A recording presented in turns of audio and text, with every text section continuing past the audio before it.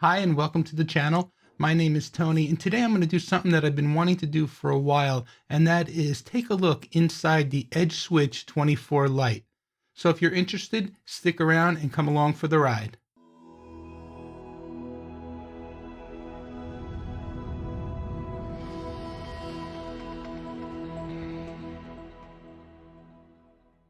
Okay, so this is the EdgeSwitch 24 Lite. I've had this switch for about 3 years now.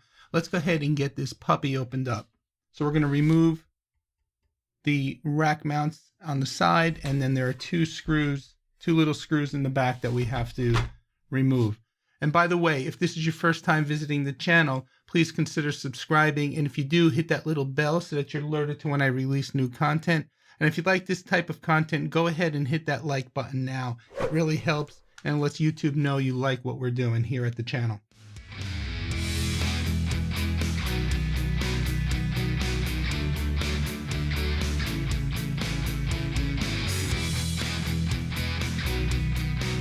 Okay, so here we go. We have the inside of the EdgeSwitch 24 Lite. So let's take a look and see what we have going on here.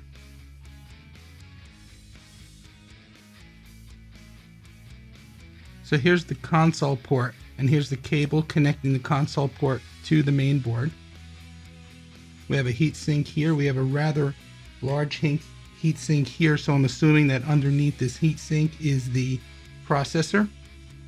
Here are the 24 RJ45 gigabit ports.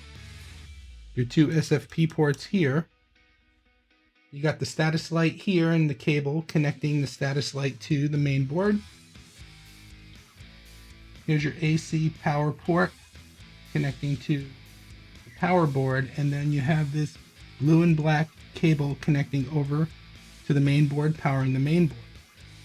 And then you have here a DC in power port connecting to the main board. I don't know if you know this, but this DC power port can be used as redundant power for this switch or as a standalone power.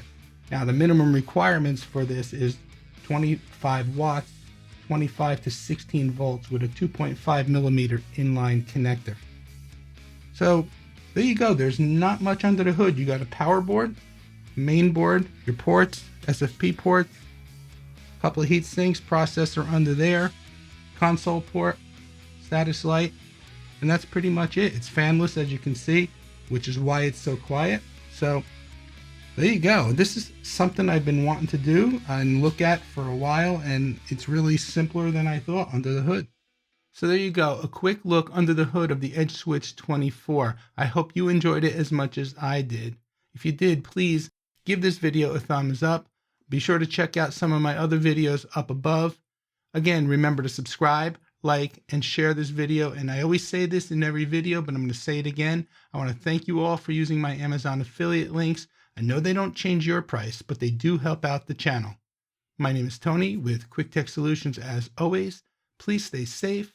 Thank you for watching, and we'll see you next time.